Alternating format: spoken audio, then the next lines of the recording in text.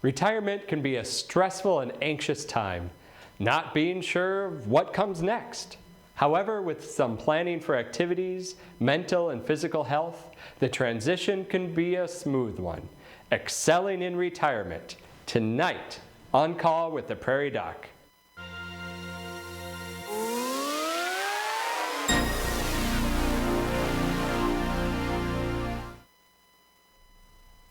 Good evening and welcome to On Call with the Prairie Doc.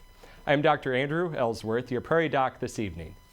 Let's begin with a look at this week's Prairie Doc quiz question. True or false? Physical activity helps slow cognitive decline associated with aging. We'll give you the answer at the end of the program. Joining us tonight in studio is Dr. David Brechtelsbauer, Professor Emeritus at USD Sanford School of Medicine. And remotely via Zoom is Dr. Jerome Bentz of Platt Medical Clinic of Vera in Platt, South Dakota. Welcome, Dr. Brechtelsbauer, Dr. Bentz. Thank you. Dr. Brechtelsbauer, obviously you've been helpful at the medical school and the residency program, the family medicine residency program. If you would tell us a little about yourself and your background and everything. Well, I grew up in Michigan and got my medical training, undergrad and medical training at the University of Michigan. So I do maize and blue for almost like SDSU colors. I have a wife and two grown sons. My first professional practice was in rural Virginia at the edge of the Blue Ridge Mountains in an underserved area. After 9 years, my goal was really to teach eventually. And at that point in time, I had a graceful exit as my partner's sister was finishing a residency and could take my spot. My wife was born in Sioux Falls, but didn't grow up here. So when we saw an ad for Sioux Falls, she said, "We should go. I'm not sure if I remember Sioux Falls or just the pictures in the photo book." We got here and we've stayed. Great. Been 35 years now. Wonderful. And Dr. Bentz, if you would, you've also, of course, been very helpful with medical education in the state and taking students, and thank you for that as well. If you would tell us a little bit about yourself and your practice. So I grew up in northern South Dakota on a farm, and I always admired the doctor when I went to see him. He was kind of scary, big, he wore bow ties. I respected him, didn't want to go to him, but I sure respected him.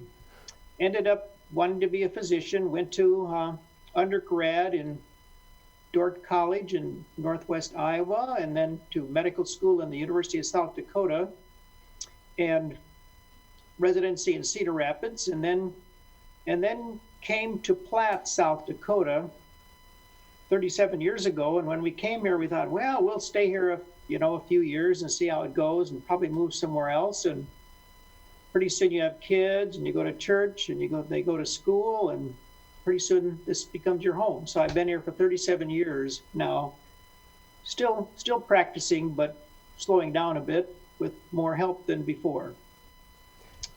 So is that why you usually wear a bow tie sometimes? I've seen because of your mentor wearing a bow tie, maybe?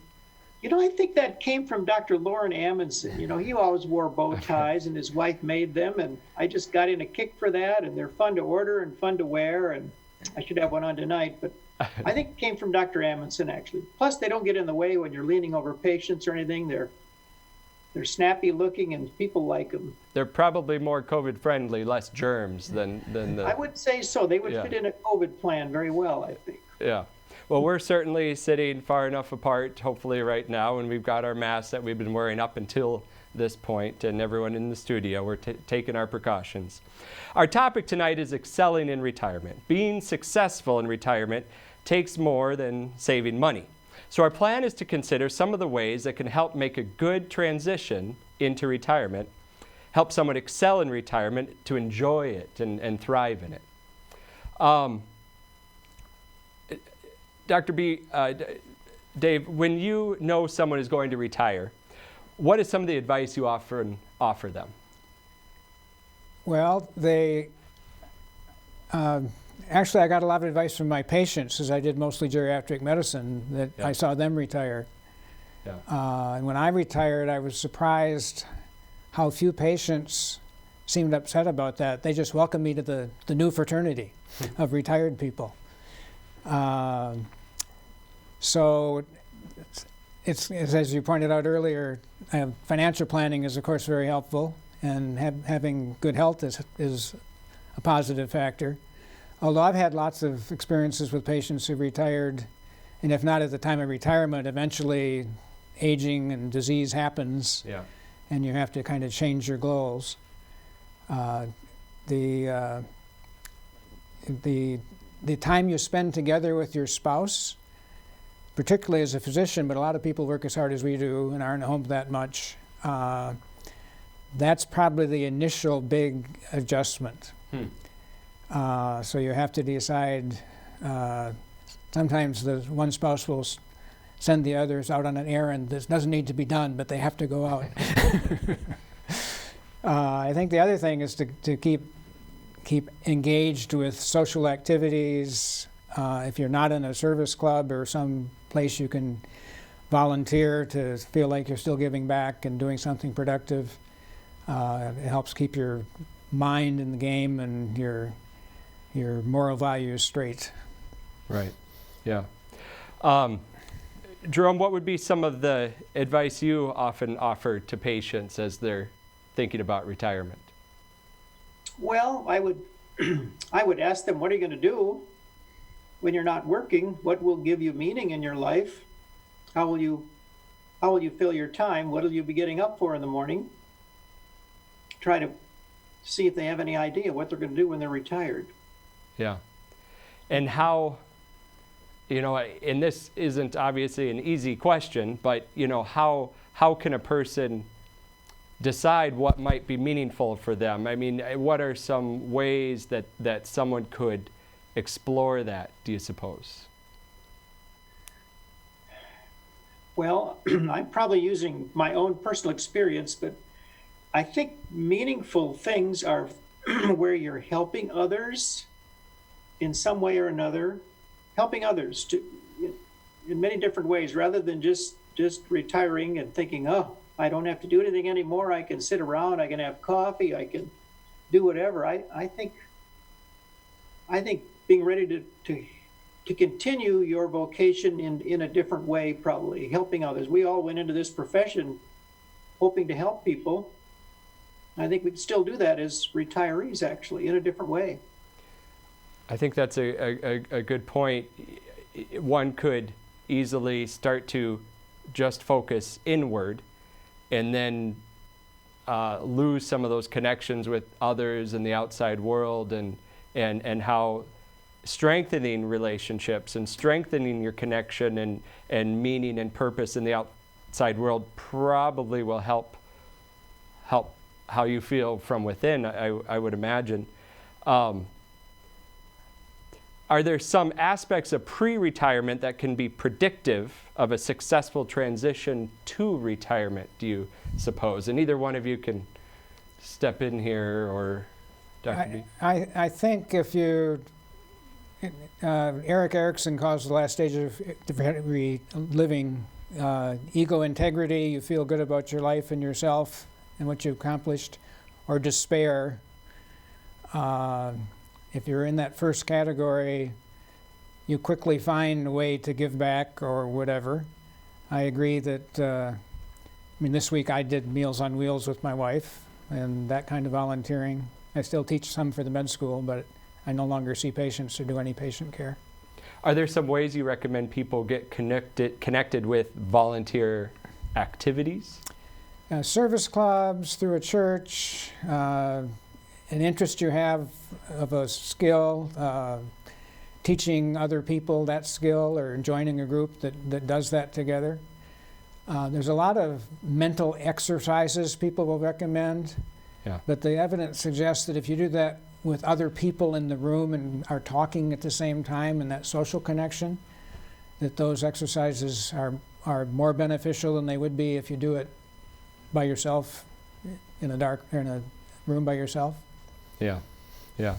My wife used to work at 211, and that is a number now that's statewide, and you can call for needing help, needing resources, needing funding, needing connections to getting help, or if you're feeling down, depressed, you can call 211 to have someone to talk to. And but they also can connect people to volunteer resources as well. I mean, certainly joining a service club would be a great way to do it, and many of them are meeting on Zoom or Skype at least. Some are still perhaps in person, but many of them are going strong right now. But you can call 211 and they can help hook you up with volunteer activities too. Jerome, could you describe some examples of people you know who thrived in retirement? Oh, I sure can. So I hardly know where to start here. So I'll start with my best example, and you cut me off if it takes too long. But he's just a friend of mine, grew up in Platt, grew up poor. He and his family had nothing. You know, they moved from farm to farm. He never went to school past high school, did go to the service, but he became very wealthy in the grocery store business. Made lots of money, bought different stores, sold them.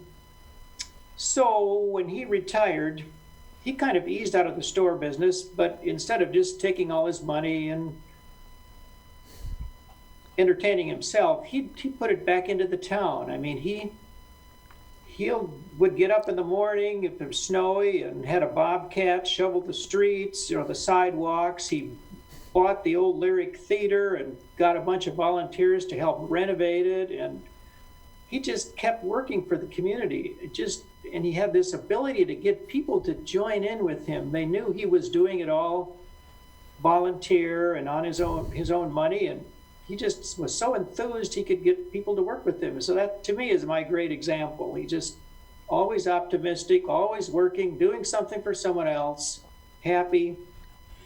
Yeah, I could go on and on about him, but really good example of retiring and giving all the blessings you got when you worked in the community. He gave them back to the community, and still is, actually. That's great. That's great. Yeah. It sounded like you had several examples. I'll let you do one more if you wanted to. Otherwise, I can ask Dave too. I can do another one. Sure. Sure. So another man, I think he's 85. He's relatively healthy, but he's been in his shop by his house. He's been building little wooden cars. He gets donated wood from a gun stock company in Mitchell, and he takes that wood and turns them into little cars, and toys for God's kids he put on the cars. But he's got about 3 or 4 guys, and every day of the week they're in his shop making these cars, thousands of them, and sending them all over the world, mission projects. And I mean, this guy gets up in the morning and he's just raring to go, happy as can be. He's got work to do, he's doing something meaningful, and he's happy about what he's doing. Yeah. And he realizes he's getting older and getting weaker and someday won't be able to do that. But right now he's busy as can be doing that and enjoying it. Meaningful. That's great. That's great. Thanks. It's not fair if I don't ask you that same question, perhaps, Dave. Well, that brought my father to mind. My father and his brother built homes after World War II, which was a pretty good gig because all the soldiers were coming back and wanting housing. And after, the town I grew up in was Saginaw, but after he moved up north in Michigan, it's like up north in Minnesota to the lake kind of thing. And then he got a chance to build unique lake homes, and he got to get, octagonal decks, and his craftsmanship really came out. And had a better budget than when he was building, two-bedroom bungalows when he started his career. As he aged and got a little weaker and couldn't do those big jobs, he took up wood carving, and he knew a lot about wood because he hammered it, he sawed it, he did all sorts of stuff to it in his career. And we have his carvings and nieces and nephews and cousins. We can go to lots of family houses and see one of Dad's carvings. That's great. That's great. Definitely seeing a pattern of industry and building and having fun and exploring and trying new things, and that's wonderful to hear. This next patient here is a great story here. It's office treats and stress and lack of a structured lifestyle were left behind when Tim Schweigel of Brookings retired this past April. Actually, from day one, I started walking. When I was working, my job required I walked a lot during the day. I mean, I'd put miles on. So I knew once I retired, I needed to do something like that just to keep things going. So I started walking. I started first thing every morning. I'd get up and walk 2 miles or so, and I've increased that over the time. I'm now walking 3 to 4 miles. Typically every day, if I go on vacation or go somewhere, I still take time for myself to walk. I spend probably 50 minutes or so doing a fast-paced walk. I've changed how I eat. I have noticed when I'm home versus when I was at work, don't have those temptations. There's no snack machine. There's nobody baking here, which is a good thing. I also changed. I typically get up and my wife and I will have breakfast together, and then she'll go to work, and then I typically don't eat anything until we have our evening meal.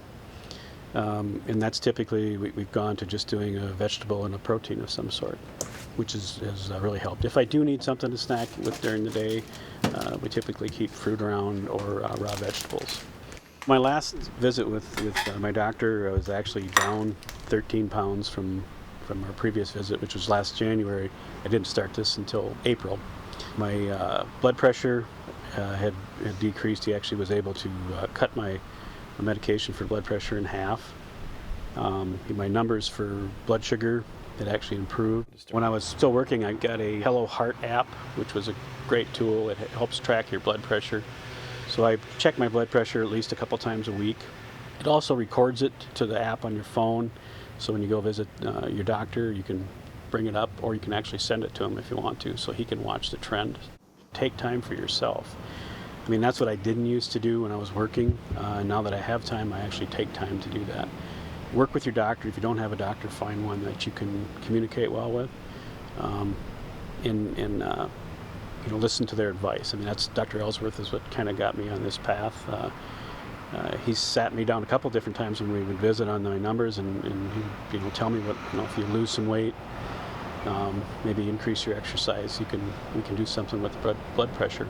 And that actually is happening, so it's been good.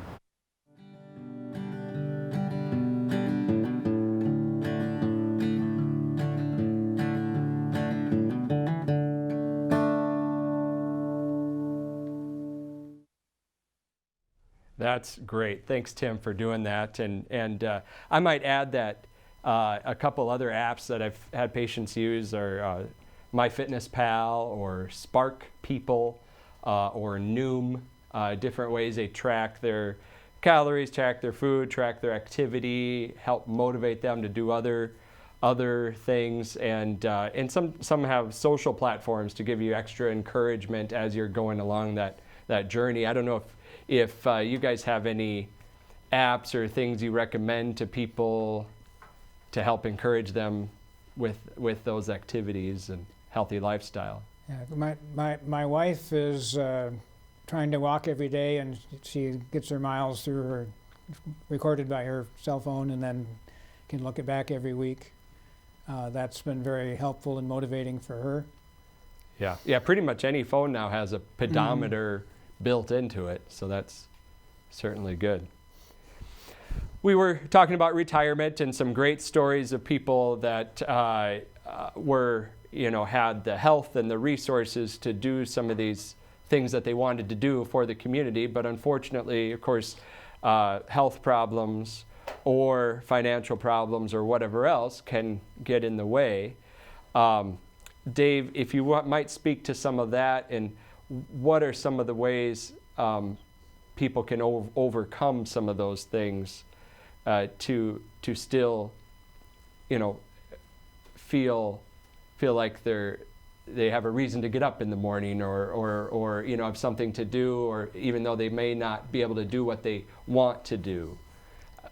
Yeah, I think the example I gave of my dad, who still had a piece of wood in his hand when he was carving, not building a whole house, is a good example.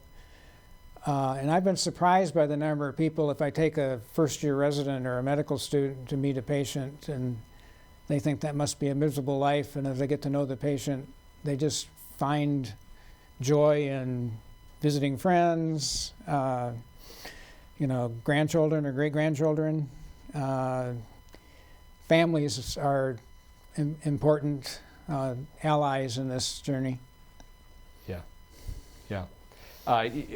Talking about happiness there, I doing some research recently, I saw that oftentimes there's kind of a happiness U-curve in general, from country to country, anywhere, of what people generally rate as their happiness. And if they talk to 30-year-olds and 70-year-olds, both of them thought the 30-year-olds should be happier, but actually when they talked about their own happiness score and satisfaction, consistently the 70-year-olds were happier. And actually it usually was lowest about age 46 or 47 on the average, and then trended back up again, higher and higher. Why do you suppose that could be or would be? Well, I think Tim, who we just talked to about his retirement journey, your external pressures are less, and you have more freedom to do what you want to do. I think you gave him good advice that he followed, and it worked out, so that was great. And I think most people can find something looking back in their life that they're proud of, and maybe a skill or an interest they have that so they somehow can maintain to some degree, so they have that sense of fulfillment. Yeah. I think that's a good point too, just a chance when you retire to kind of look back at your life and maybe rediscover some old friendships, or maybe find meaning in some past things that you used to love to do that never had time for when you had kids or whatever, to get back into that, or starting to look into history or family history research. There's a lot of learning of oneself that can happen from looking back at the past, and to realize what does make me happy. I think that later some people find that maybe I don't need to be going to, I don't know, cocktail parties if I don't like cocktail parties. Right. And I don't have to hang out with all these people that maybe I don't really like them just to impress them, or because of a job opportunity. And maybe some of the friendships are fewer, but maybe they're deeper and more rewarding. And I think that could be, I don't know, Jerome, if you've got thoughts on, or if you've seen that some people can tend to get happier as they get older, or more satisfied, hopefully. Well, adding on to what Dave said, maybe when you're younger, like you said, more stress, looking, what can I do? How do I get this done? Looking to the future, worrying about it. When you get older and retired, maybe you're able to live more in the in the present. Yeah. Be happy for the day you're at, and not worry about 10, 20 years down the line, and live in the present. Be satisfied with what you have and enjoy what you have. That's wisdom for any of us of any age, I'd say. For sure.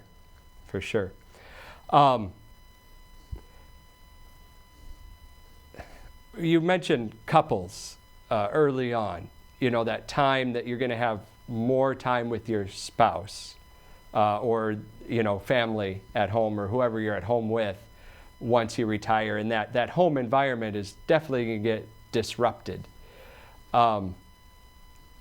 Dave, can you speak a little bit more on that, and ways that people can prepare themselves for that? Well, I think that's going to be a major change, that you're together. You still love this spouse you have, but going to work and coming back, that's a lot more hours together. And you just have to decide, where the yin and yang is, that who's going to do what, and you get new responsibilities. I'm always the Sunday night pancake maker now. And we did that when we had little kids too, actually. And that's kind of fun, and Kathy gets that night off, and Kathy's doing more exercise, gets her out of the house. So I think you just got to have a little heart-to-heart and look at your interests, and some things you'd love to do together, and some things you need to do apart. We were talking earlier, and you mentioned how sense of humor really helps. Yeah, I was sharing my story and we actually took a retirement seminar, and we talked a lot about spousal relationships, and our routine became that I would work on the Sudoku, and that Kathy would work on the crossword puzzle, and I usually got up first, so I did my Sudoku, and then I did the last cross and down on the crossword puzzle, and I left her a note that I finished the puzzle for you, and she was distinctly upset until she looked at what I'd actually done. So sense of humor makes a good, Yes. being playful. Yes. Yeah. Wonderful. Thoughts on that, Jerome, of the change in the home environment and having more time at home? I mean, I'm sorry to divulge, but I think you've spent more time at home lately. Yeah, well, I think I'd have to defer to Dave's wisdom. My wife says, when you retire, you need to find something to do. I don't want you at home all the time. And I can see why. So I think Dave summed it up very nicely. I think you have to find paths together, and your own path too. So you have, again, meaning in your life together and also as individuals. Yeah, that's great. I'm thinking about it, though, especially after this time where I'm laid up a little bit. I'm wondering, this is going to be what retirement is like. But right now, my wife is taking care of me a lot. That may not happen when I'm retired. Great. You know, so many times when people talk about who they are or they introduce themselves, they'll usually say, I am a doctor, or I am a lawyer, I am a teacher. You know, it's important for one's identity. And so, you know, with retirement then can come that loss of identity somewhat. You know, it doesn't mean they're not a teacher anymore, and you can still teach, but it's going to be different. If you would speak to that loss or change in identity and how that can be affected. This may be a bias, but I think particularly professionals that retire, I mean, we get called doctor, not Mr. for our career, and that's a dignified title, and we're proud of it. But I like being a civilian now. Yeah. Yeah. Good. Jerome, any thoughts on how one can cope with the changes in identity? Yeah, again, I defer to Dave. I'm thinking about that. That will be different when you aren't going to have nurses and secretaries and patients calling you doctor and doing what you ask them to do. And it will be a loss, I think. It'll be a loss.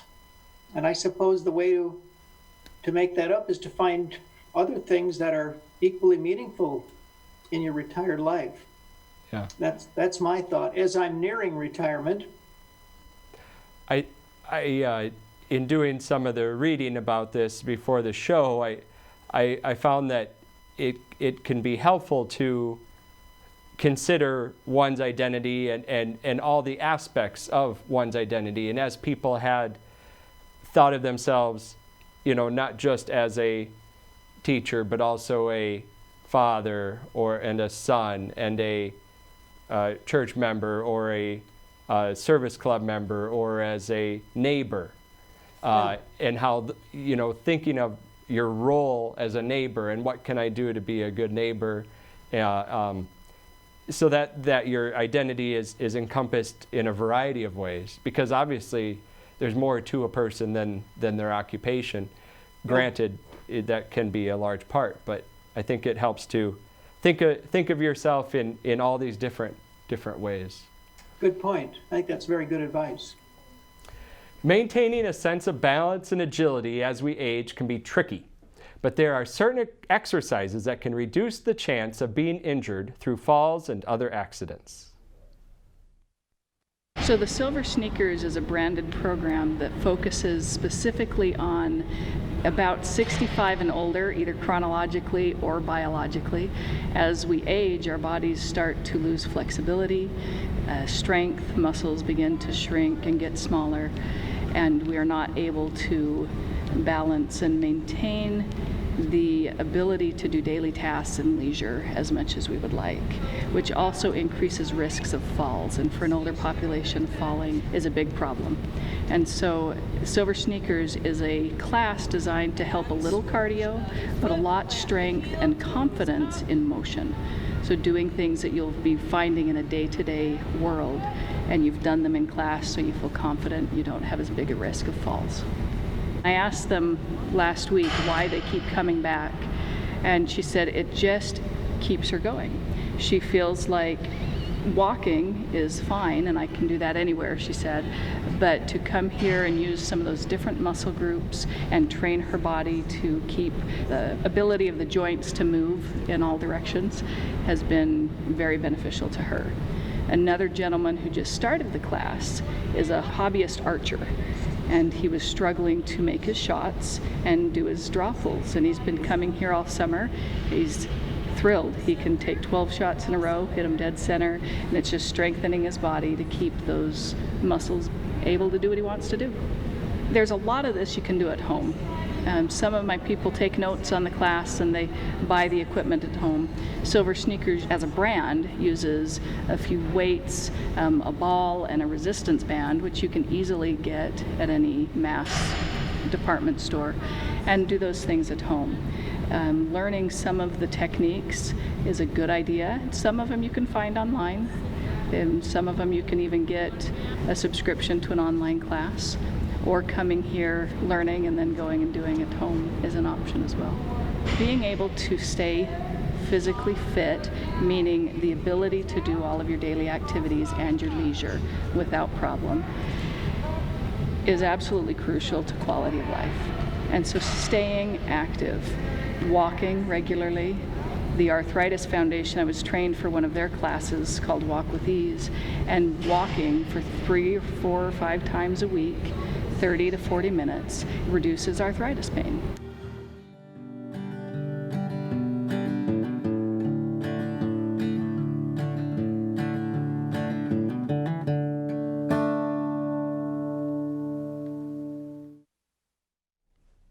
Sometimes I can definitely feel like a broken record trying to encourage people to stay active and exercise, but the benefits, of course, are just endless. It's nice to see that even with COVID times, some people are getting together and exercising, granted, right now as we film this, it's August. Now it's going to be shown in December. There would be icy. It could be icy and snow on the ground, and hopefully there's still places people can go for to be active and for exercise. And Dave, what are some things you recommend for people, especially in the winter, that they can do to stay active? Well, some people want to join. There's lots of opportunity in Sioux Falls, and I'm sure in Brookings, as we just saw in the video, to join formal programs, but mall walking is very popular. A lot of malls even can tell you how far from point A to point B, so you decide how far you want to walk. More time indoors is going to be more difficult, but not impossible. Yeah. Now, if you're out in Platte, South Dakota, what do you recommend for people there? Well, I just love that Silver Sneakers program you showed us. I think that's great, and the social benefits of it are good too. So in Platte, like everywhere, I hear every excuse you can imagine why we can't walk. It's too hot, it's too windy, it's too icy, whatever. But there's a group of ladies that are in their 70s, and they walk about every morning. I mean, unless it's dangerous, they're out there walking. So walking, a lot of people go to church. Our churches are pretty big, like a mall. They can walk in there. We have a wellness center. There's really quite a bit of opportunity. Actually, if you want to do it, you can find a way to do it, if you're motivated to. Now, sometimes as we get older, our balance can become more of a problem. Jerome, what do you recommend for people that are starting to notice balance problems? Well, I would probably send them to physical therapy first if they have that complaint, and have a physical therapist assess their strength and their gait, and probably get them on a program to strengthen their legs, and probably encourage them to sign up and go to the wellness center. It seems counterintuitive, but it's true. More activity can improve the balance, can it? And as you get the muscles stronger. Dave, do you have other thoughts on that as well? No, but I think if you think back to the video about silver sneakers, a lot of those exercises, when they didn't quite sit down and then briefly were up on one foot, those are balance exercises. So use it or lose it kind of is a rule here. And if you have friends or someone to be your accountability partner, if you would, that you depend on each other to go for that walk, you're more likely to go on that walk unless if it's by yourself and you're getting up in the morning. And you feel safer with somebody. If you do fall down, there's somebody there to, check if you're all right, and if you're not, to get some help. Some people, if you have a pet that needs to be walked, that can be helpful too, having that dog to walk. I don't know if a cat would really be helpful for anything, but companionship, right. Also when we think about balance and decreasing the risk of falls, we have to consider eyesight, having your eyes checked, because that is an important part of your balance. Also footwear. And footwear, exactly. Yes. Cataract surgery has decreased the risk of hip fractures because you can see better. And any other ways to decrease falls or deal with balance issues from either of you? There's no silver bullet. There are silver sneakers, I just learned. But, speaking of shoes, is there a specific type of shoe you'd recommend or anything? Well, most athletic shoes you're something in that line. Yeah. And I don't know who invented high heels for women. That not good at all. Or flip-flops. Or flip-flops, yeah, exactly. Yeah. And have a mat in the bathtub so you don't fall there. And I would like to add, for people walking in the wintertime, you can get grips to put on your shoes, spikes, all of that kind of stuff that really help if there is some ice, which you like to not walk if there is, but that could prevent a fall. Of course, diet is also important as we get older, and loss of muscle can be an issue, or not having enough protein or anything like that. Dave, if you wouldn't mind to speak about some of the changes or things a person should watch for or make sure they do in their diet. Once again, I'll reflect back on Tim, who was snacking on baby carrots, as we saw, and he mentioned, and we do something to get our protein. So protein is important, and egg is a great source of protein, and the price has gone up with COVID a little bit, or maybe a lot. I don't do the shopping in that at our house. But getting enough protein, not an excessive amount, but enough. But the tea and toast diet is not good. Just carbs and tea or alcohol, for that matter, isn't helpful. Sarcopenia sometimes comes up in this situation. What is sarcopenia? That's a situation if you don't use your muscles to actively all the time, they will get smaller and smaller, and your muscle mass will decrease. and that it can be self-reinforcing because then you feel weaker and you can't do the next step and so on. You may find you go to the doctor and your doctor's going to want you to squeeze something to see how strong your grip is, or he or she may want you to walk 10 yards and turn around and come back and kind of be watching how fast you do that and how your balance is. So the functional aspects are how we diagnose at this point. There's no lab test for that. There are some interesting studies where they do scans of people's muscles, like elderly people, and see their muscle mass, and you can get that back if you do vigorous exercise. But if you stop, so it's reversible. If you. But you got to keep the exercise up, or it'll go the other way again. Yeah, yeah. You know, some would argue the brain behaves in the same manner in a way, use it or lose it type situation. Jerome, I don't know if you've ever seen that, or you know what I'm talking about as far as ways to exercise the brain. Like Dave said, probably word puzzles, being engaged in things, reading, solving problems, being socially active, being engaged. Yeah. I guess just using it in a meaningful way. I've also seen that hearing aids can be helpful. You know, where if you start to lose your hearing, that can cause you to disengage from others and the outside world, and then cognitively, mentally, people can decline because of hearing problems. And where hearing aids or even a cochlear implant can be helpful if needed, if it comes to that. So, yeah. One last thing, of course, is that we lose friends and family over time. At any age, of course, can happen. What are some ways that people can help that can help to cope with loss of friends or family or spouse? Dave? There's all deaths are sad. Some deaths are tragic. A parent burying a child is tragic. An adult child burying a parent is very sad, but at least it's not tragic. And that's where your spiritual life and your spiritual advisors and so on to help you deal with the grief.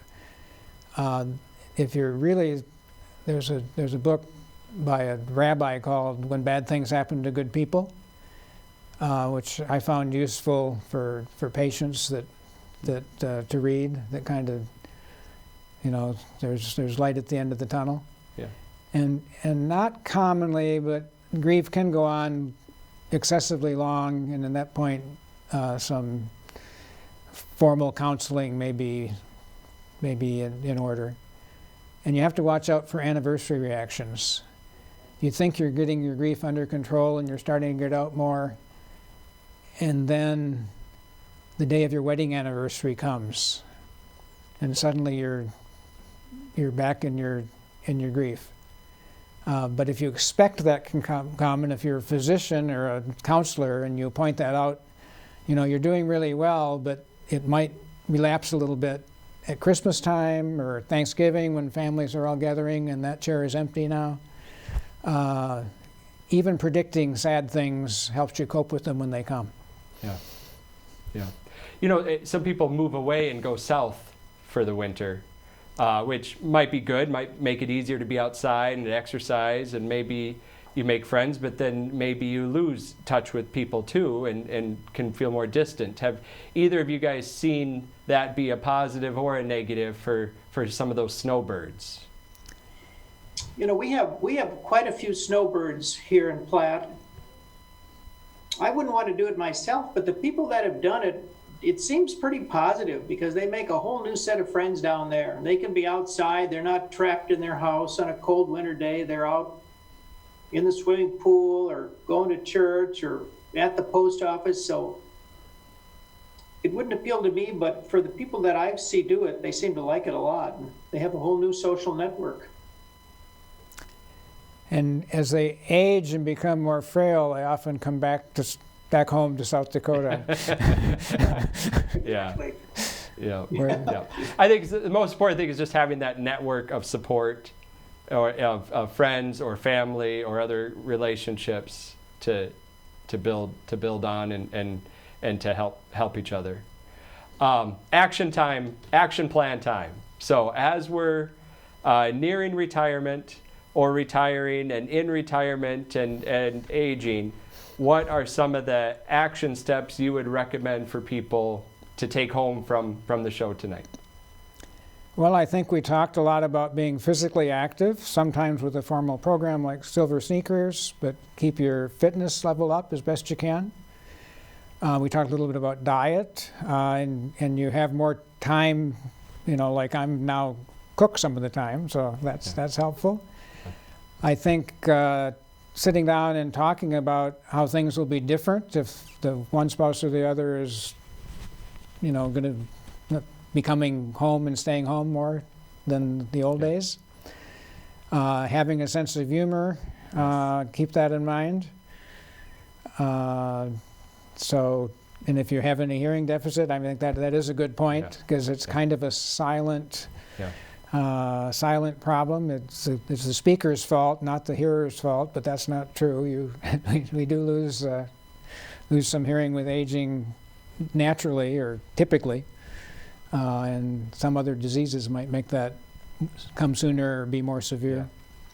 Jerome, maybe Dave took everything again. Sorry, I feel like I'm giving him the first dibs too often. But any other words of wisdom or things you would sum up or recommend? Well, the only thing I'd add is probably work actively to keep up your social networks. Work hard at interacting with others and keep those up, along with all the other things that Dave already said. And the only other thing I'd want to add too is that the theme that I saw is how it can sure help to have a positive attitude, and like you mentioned, to live in the moment and enjoy the present, and to see things as the cup half full. So, and the show is my cup runneth over here. Thanks so much, guys, for being here. You're welcome tonight. And so now for the answer to tonight's Prairie Doc quiz question: true or false? Physical activity helps slow cognitive decline associated with aging. The answer is true. We'll be right back after this. Welcome to your Prairie Doc Library at www.prairiedoc.org. Wherever you live or travel, you and your family can enjoy free and easy access 24 hours a day. Search for a specific topic.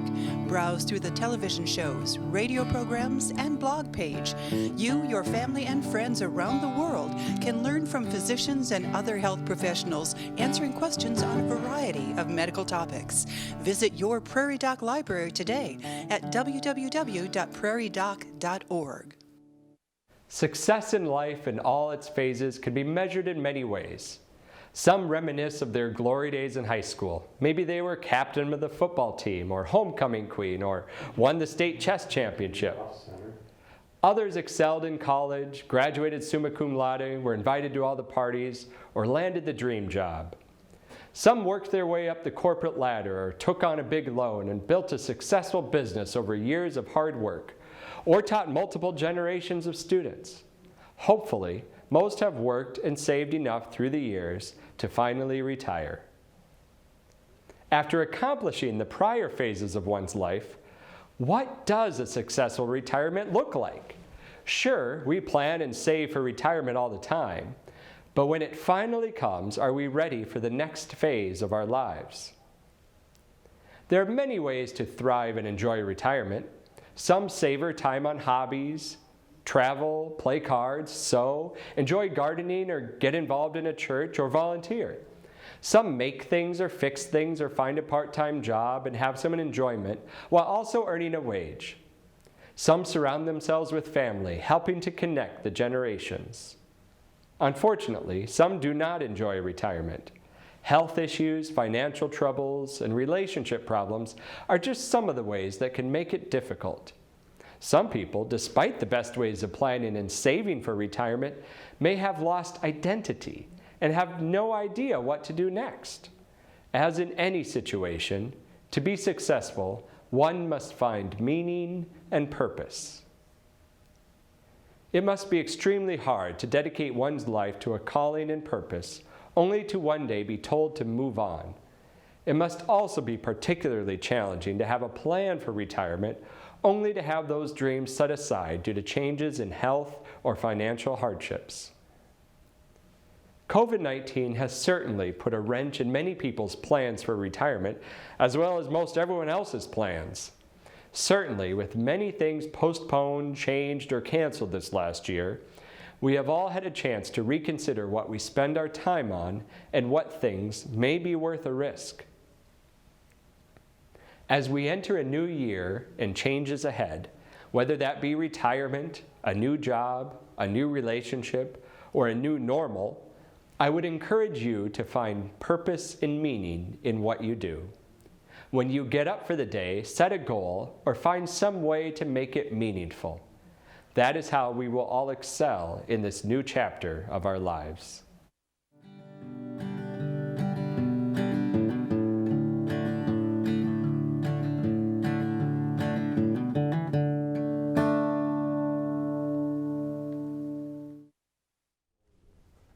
Once again, a big thank you to our guests, Dr. David Brechtelsbauer, Dr. Jerome Bentz, for volunteering their time to help us learn more about how to excel in retirement. If you would like more information about this program or to see more episodes, please like and follow us on Facebook or visit us at prairiedoc.org. Also, you can get the podcasts wherever you get your podcasts. Just type in Prairie Doc. That does it for tonight. From all of us here at On Call with the Prairie Doc, until next time, stay healthy out there, people.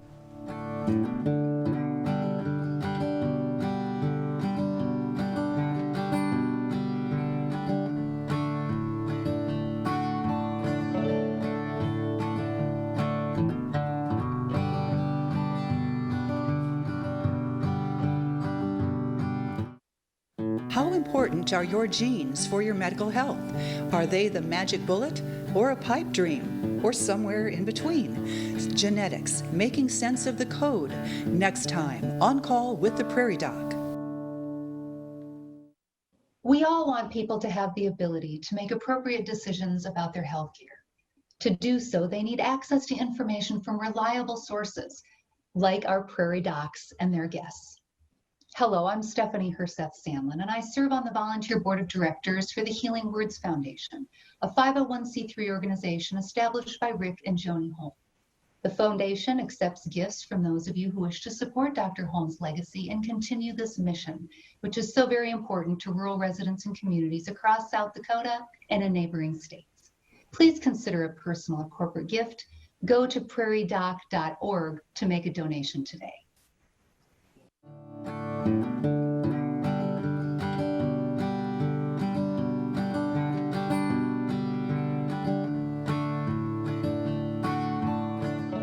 Major funding for On Call with the Prairie Doc has been provided by Avera is a proud sponsor of On Call with the Prairie Doc on South Dakota Public Broadcasting. Larson Manufacturing is proud to support On Call with the Prairie Doc as it continues to open doors for important medical information. And with the ongoing support of these individuals and institutions. Brookings Health System, Ophthalmology Limited, South Dakota Academy of Family Physicians, Avera Heart Hospital, Fishback Financial Corporation, South Dakota Foundation for Medical Care, Dakota Allergy and Asthma, Vance Thompson Vision, Black Hills Medical Society, Brookings Madison Flandreau District Medical Society, Sioux Falls District Medical Society, Yankton District Medical Society, Aberdeen District Medical Society, Urology Specialists, Orthopedic Institute, Physicians Care Sanford Clinic Community Service Committee, Lake Poncet Sailing Academy, Aberdeen Asthma and Allergy, Dakota Bank, South Dakota American College of Physicians, and Swifttail Communications.